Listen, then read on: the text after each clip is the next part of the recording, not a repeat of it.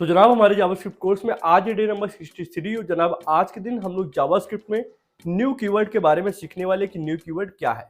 ये एक important keyword है क्योंकि अब कल से हमारा उप्स स्टार्ट होने वाला है। जावास्क्रिप्ट के अंदर हम लोग उप्स भी सीखने वाले हैं क्योंकि कंप्लीट कोर्स है और उप्स सीखने के बाद आप एक प्रोग्रामिंग का नया नजरिया देखते हो और काफी सॉलिड हो जाता है, एक सीनियर लेवल के आपको देख पाते हो। ठीक है, तो ये प्रॉपर उप्स सब चलेगा, 2-3 वीडियो उप्स की होंगी और फिर ये कोर्स कंप्लीट होने वाला है। चलिए अपनी वीडियो को स्टार्ट करते हैं बिना समय गवाए। तो जनाब हम लोग आ चुके कंप्यूटर के स्क्रीन पे। आज हम लोग यहाँ पे न्यू कीवर्ड, जैसा कि अभी मैंने बताया, उसके बारे में समझने वाले हैं। एक्चुअल में न्यू कीवर्ड को बहुत से लोग न्यू ऑपरेटर भी बोलते हैं क्योंकि ये एक ऑपरेटर भी होता है, कुछ ऑपरेशन करता है, वो आज आप समझ पाओगे। ठीक है, जावास्क्रिप्ट में न्यू एक कीवर्ड है जिसका उपयोग किसी कंस्ट्रक्टर फंक्शन या किसी क्लास का प्रयोग करते हुए ऑब्जेक्ट बनाने के लिए किया जाता है। ठीक है, हमारे पास कंस्ट्रक्टर फंक्शन और क्लास होती क्या है पहले ये आपको बता दूं। मान लो ये कंस्ट्रक्टर फंक्शन है। कंस्ट्रक्टर फंक्शन का क्या मतलब होता है? कुछ कंस्ट्रक्ट करना, कुछ बनाना।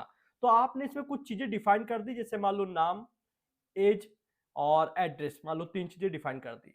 तो ये आप इससे जितने मनो उतने ऑब्जेक्ट बना सकते हो। मान लो ये एक ऑब्जेक्ट हो गया, ठीक है, ये एक ऑब्जेक्ट हो गया और ये एक ऑब्जेक्ट हो गया। और इन सभी ऑब्जेक्ट के अंदर 3 प्रॉपर्टी आपको देखने को मिलेगी जो इसमें आपने डिफाइन की है। एक नेम की, ठीक है, और एक एज की और एक एड्रेस की। ये आपको यहाँ पे इन तीनों में भी देखने को मिलेगा। तो कंस्ट्रक्टर फंक्शन से आप अलग अलग ऑब्जेक्ट बना सकते हो।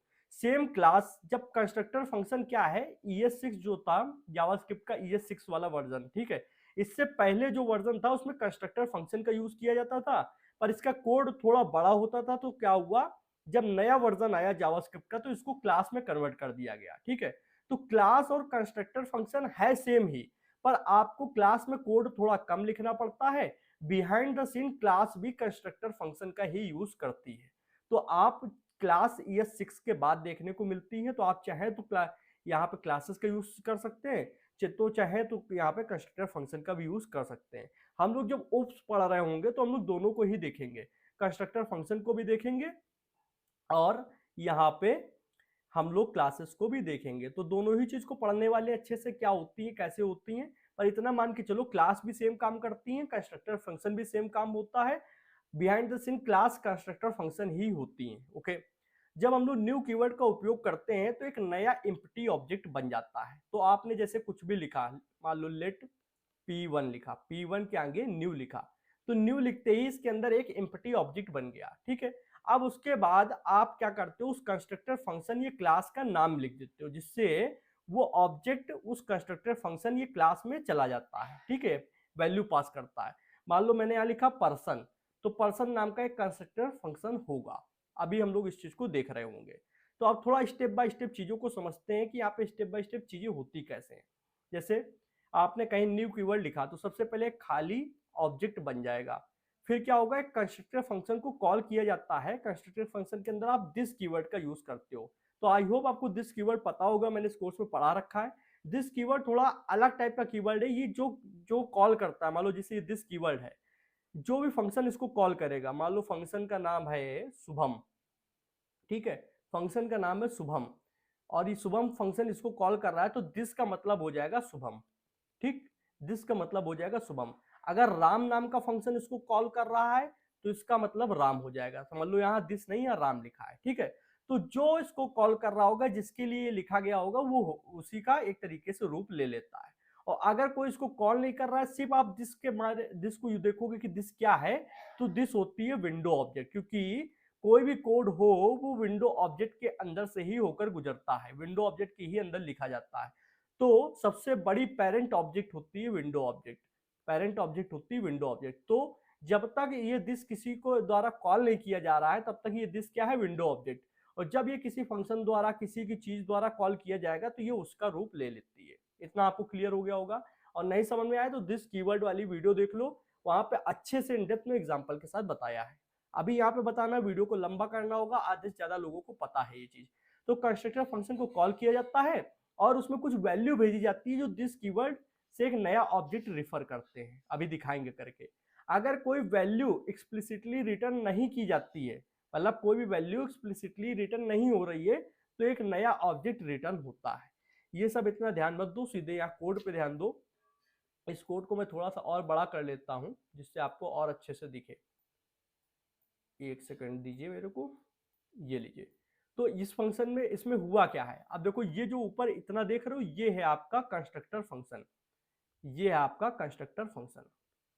अगर किसी को ना मालूम हो तो ये कंस्ट्रक्टर फंक्शन है, इसको मैं पढ़ा भी चुका हूं और फिर से पढ़ाऊंगा क्योंकि ओप्स के अंदर इसको पढ़ाना जरूरी होता है। इसमें क्या हो रहा है, पर्सन नाम का एक कंस्ट्रक्टर बना दिया, इसमें दो पैरामीटर ले रहे हैं, एक नेम एक एज, ठीक है। अब नेम से जो वैल्यू आएगी तो हम लोग प्रॉपर्टी बनाने के लिए क्या कर रहे हैं, दिस कीवर्ड का यूज कर रहे हैं, दिस डॉट नेम, ओके। और एज की जो वैल्यू आएगी दिस डॉट एज। अब दिस का मतलब क्या है, जो भी इस फंक्शन को कॉल करेगा, जिसके लिए ये कॉल किया जाएगा, ठीक है। अब जैसे मैंने यहाँ पे एक वेरिएबल बनाया पर्सन वन नाम से, तो पर्सन वन के आगे लिखा गया न्यू, और न्यू लिखते ही एक एम्प्टी ऑब्जेक्ट बनेगा, ठीक है। उसके बाद ये लाइन है, ये लाइन है कंस्ट्रक्टर फंक्शन को कॉल करने के लिए। तो ये कंस्ट्रक्टर फंक्शन पर्सन नाम का है, इसको कॉल किया गया। यहां से दो वैल्यू भेजी गई, राहुल और 25। तो राहुल चला जाएगा नेम वाले वेरिएबल के अंदर, पैरामीटर के अंदर, और 25 चला जाएगा एज के अंदर, ठीक है। तो अब यहां पे मान लो क्या लिखा हुआ है, राहुल लिखा है, ठीक है।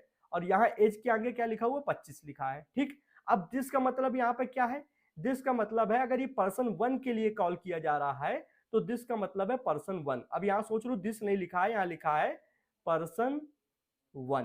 Person one dot name is equal to name, ये value person one dot name is equal to Rahul. फिर यहाँ पे person one dot age equal to 25। इस तरीके से ये हो रहा है बिहाइंड द सीन, ओके। और यहां जब आप आउटपुट देखोगे पर्सन वन का, तो यहाँ पे आपको नेम में राहुल दिखेगा, एज में 25 दिखेगा। अब सेम चीज, सेम फंक्शन किसके लिए कॉल किया जा रहा है, पर्सन टू के लिए। यहाँ पे देखो ये है ना कंस्ट्रक्टर फंक्शन, ये कॉल किया गया है। और न्यू इसलिए लिखा जाता है कि एक नया ऑब्जेक्ट बन रहा है, ठीक है। और नया ऑब्जेक्ट किसके द्वारा बन रहा है, कंस्ट्रक्टर फंक्शन या क्लास के द्वारा। किसके द्वारा, कंस्ट्रक्टर फंक्शन या क्लास के द्वारा। दो ही चीजें हो सकती हैं जिससे एक नया ऑब्जेक्ट बन रहा है। या तो आप खुद से बनाओ, खुद से बनाने का मतलब क्या है, मान लो लेट स्टूडेंट, और इस तरीके से कर्ली ब्रैकेट ओपन करके इस तरीके से बनाओ। तो ये तो यहाँ हो नहीं रहा है, यहाँ ऑटोमेटिक एक ऑब्जेक्ट बन रहा है, तो ये तो कंस्ट्रक्टर फंक्शन द्वारा बन रहा होगा या क्लास के द्वारा। तो जब इस तरीके से बनता है ऑब्जेक्ट नया, तो उसके इंस्टेंस के आगे न्यू लिख देते हैं, ठीक है। ये इसलिए यूज किया जाता है। अब मैं इसको करके भी दिखा देता हूं, ऐसे तो दिखाने की जरूरत नहीं है, यहाँ पे बहुत बेहतरीन तरीके से एग्जाम्पल दिया गया है, पर फिर भी देख लो। मान लो एक फंक्शन लिखा, और जब भी आप कंस्ट्रक्टर फंक्शन बनाते हो, तो वैसे तो मैं आपको बनाना सिखाऊंगा, अभी नेक्स्ट वीडियो में ही आपको सीखने को मिलेगा। पर यहाँ पे हमेशा ध्यान रखो, कंस्ट्रक्टर फंक्शन के लिए पहला लेटर कैपिटल रखा जाता है। तो मान लो मैंने पर्सन नाम से एक बना दिया। अब यहाँ पे दो पैरामीटर रखे, एक नेम रखा, एक एज रखा। आप जितनी प्रॉपर्टी बनाना चाहते हो उतने रख सकते हो। अब मैंने यहाँ पे करा दिस, दिस क्या होगा, जो इस फंक्शन को कॉल करेगा। मान लो पर्सन वन कॉल कर रहा है, पर्सन टू कर रहा है, पर्सन थ्री कर रहा है, जो भी इसको कॉल कर रहा होगा वही दिस बन जाएगा। तो this dot name is equal to name, क्योंकि नेम ये क्या है, पैरामीटर, इसके अंदर आ जाएगी वैल्यू, भेजी जाएगी, वहां से भेजी जाएगी। अब यहाँ पे कॉमा लगा के नीचे लिखेंगे this dot age is equal to age. और सेम यही एग्जांपल मैंने यहाँ पे दिया, देखो इस तरीके से। तो आपको कुछ अलग देखने को नहीं मिलेगा यहाँ पे, ओके। यहाँ पे हम लोग ने इतना कर लिया, आई होप यहाँ तक आपको क्लियर होगा। अब इसको कॉल करना दिखाता हूँ, नीचे आते हैं। मान लो मैं यहाँ पे कॉन्स्ट, कॉन्स्ट इसलिए यूज कर रहा है क्योंकि चेंज नहीं करना है। मान लो इसके लिए पर्सन वन, PR1, ठीक है। और अब न्यू लिख दिया, तो इससे पता चल रहा है कि यहाँ एक नया ऑब्जेक्ट बनेगा। इसको कॉल कर लेते हैं पर्सन, और यहाँ पे वैल्यू भेजनी होती है। तो मान लो पहला हमारे पास नाम है शुभम, शुभम, एज मान लो 22 डाल दिया, ठीक है। तो अब एक नया ऑब्जेक्ट बनेगा PR1 नाम से, उसके अंदर दो प्रॉपर्टी होंगी, एक नेम एक एज। मैं दिखाता हूं आपको, मैं यहाँ पे कंसोल डॉट लॉग कर लेता हूं, कंसोल डॉट लॉग, और यहाँ पे PR1 पर्सन वन को दिखाता हूं कॉल करके। गो लाइव पे क्लिक करता हूं, एक सेकंड में ब्राउजर ओपन हो जाता है, और यहाँ पे कंसोल विंडो के अंदर दिखाता हूं आपको। ओके, जस्ट रिफ्रेश, ये देखिए इसके अंदर दो प्रॉपर्टी है, एक एज एक नेम। ऊपर नीचे ये होता रहता है, इसमें कोई प्रॉब्लम नहीं है, ठीक है। हम लोग जब उप्स पढ़ेंगे तो वहां पे ये प्रोटोटाइप ऑब्जेक्ट के बारे में बहुत अच्छे से पढ़ना होगा। एक बार मैं पहले काफी पहले पढ़ा चुका हूँ इसी कोर्स में, पर इन डेप्थ में दोबारा इसको पढ़ाऊंगा क्योंकि उप्स का पार्ट है ये, ठीक है। अब इसीलिए PR1 नाम से हम लोग जो बनाए थे एक और बना लेते हैं।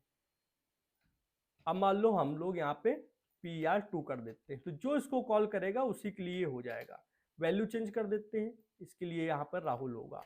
अब एक्चुअल में हो क्या रहा है ये आप समझ पा रहे हो? जैसे मैंने यहाँ पर राहुल लिखा और 25 लिखा, तो राहुल यहाँ से उठ के यहाँ चला गया नेम के अंदर, 25 यहाँ से उठ के यहाँ चला गया इसके अंदर, जब ये कॉल किया जाएगा पर्सन, ठीक है।